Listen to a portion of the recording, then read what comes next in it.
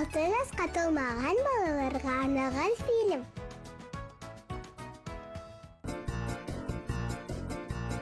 Көзге көрініп тамашалап әлемді, өлкенерсіз зерделейміз әлемді. Анықтаймыз көне ғасыр жұмбағын, аралаймыз қалалар мен көшелерді. Кездесе де қауіп-қатер құйындық, жеңілмеуге күресуге түйіндік. Олжасы мол деген сапардың, сиқыры мол мекендерге жиылдық. Елдос, қарашы, еліміз қандай әдемі, ғажайып мекендерге жиылдық. Я ғажайып!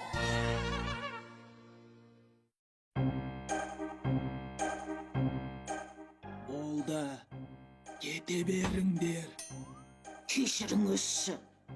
Ендігәрі қайталамаймыз. Әрине қайталамайсыңдар. Осы да жетет. Жан-тәнімізді салып, тұрысып көреміз. Сізге керемет бірдеңе ұрлап әкеп береміз. Иә, жанымызды саламыз. Шынымен ұрлап әкелсеңдер, қалдырам. Әкел алмасаңдар, өз обалдарың өздеріңе.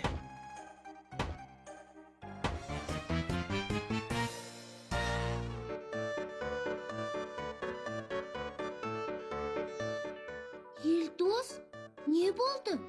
Ауырып қалдың ба? Жоқ, шаршап тұрмын. Неғып шаршап тұрсың? Сонша көп қаланың қажеті қанша?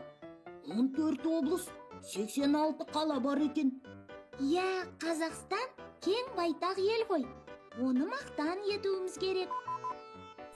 Сәлем, достар. Сәлем, Антонио. О, Италиядағы Антонио ғой. Қалайсың? Бәрі ойдағыдай, өздерің не істеп жатырсыңдар? Ештеңе істеп жатқан жоқпыз. Сен шығар ештеңе істемей жатқан. Мен қалалардың аттарын жаттап отырмын. Қазақстан ұлан байтақ ел. Әлемдегі ең кішкентай мемлекет Италияда екенін білесіңдер ма? Рас па? Не деген керемет! Өз көзімізбен көрсек қой. Онда қанша қала бар? Бірде-бір қала жоқ. Италияға келсеңдерші, сендерді күтіп алайын. Сосын қыдырамыз. Маған керегі де осы. Бірде-бір қаласы жоқ дейді. Керемет қой. Қазір барамыз. Солтүстікте жатыр тасы көнені, оңтүстікте сирек аңды көресің. Батыста мол ескен күші даланың, қиырдағы қала жатыр мәңгі ұйқыға бөледі. Дүниеде мол ғой қызық бар ана, қайда жүрсең күтер сені жаңалық. Дүниеде мол ғой қызық бар ана, қайда жүрсең күтер сені жаңалық.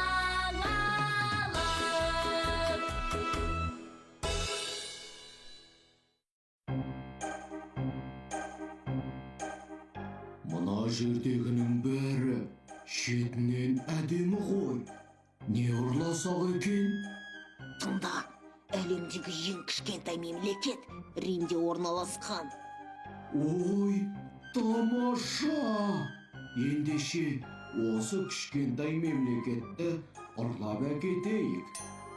Дәуекеде риза болатын шығар.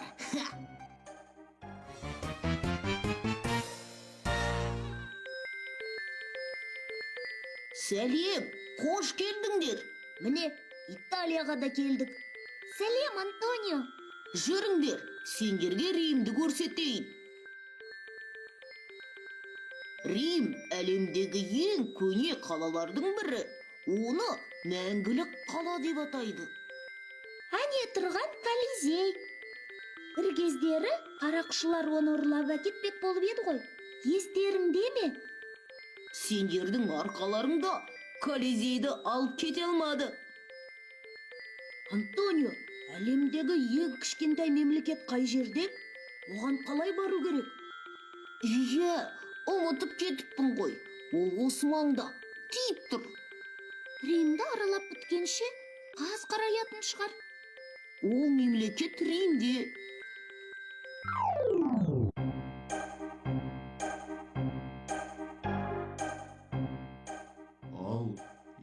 кішкентай мемлекет қай жерде? Әлі көп жүреміз бе? Ей, ақымақ, келдік қой. Қайсы? Әрі тұр, әйтпесе сені де кішірейтіп жіберермін.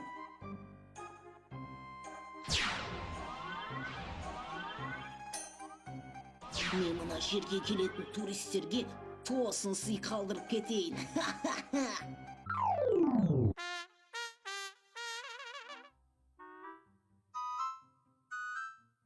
Шынымен әлемдегі ең кішкентай мемлекет осы ма? Кіп кішкентай екен. Жоға, бұл Ватикан емес. Бүкіл ел қайда кетіп қалған? Қанша жерден кішкентай болса да.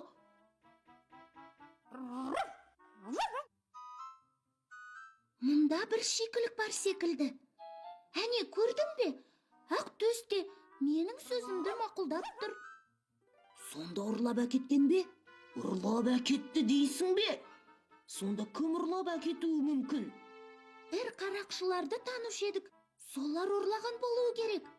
Шынымен солай болса, сазайларын береміз. Ақтөс!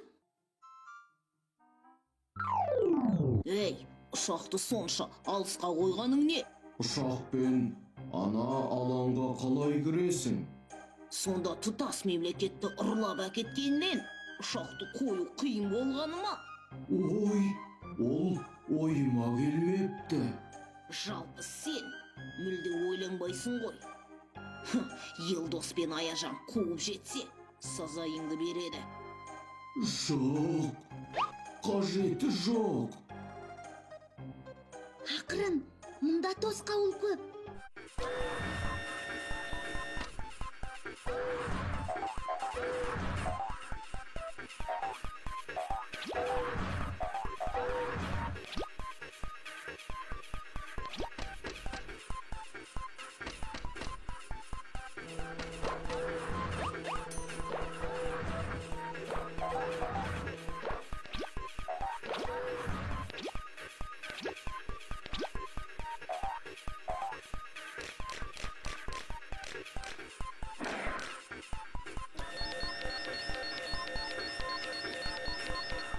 Болды. Ха, сталдыңдар ма? Ха, еш қашан да. Бубу, мыналардың жазасын берш.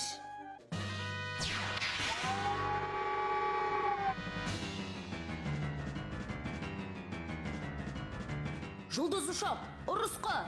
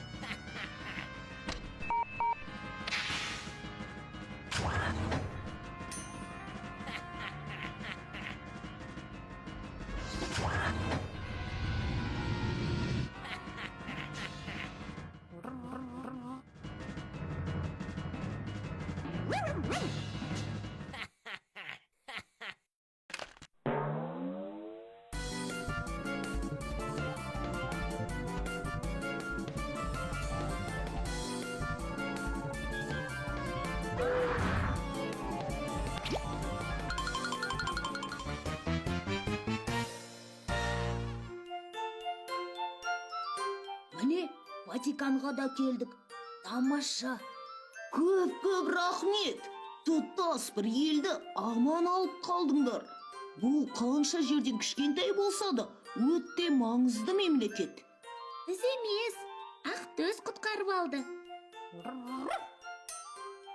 Антонио, сонда бұл шағын мемлекетте кім тұрады? Мұнда католик шіркеуінің қызметкерлері ғана тұрады. Оларды Рим папасы басқарады.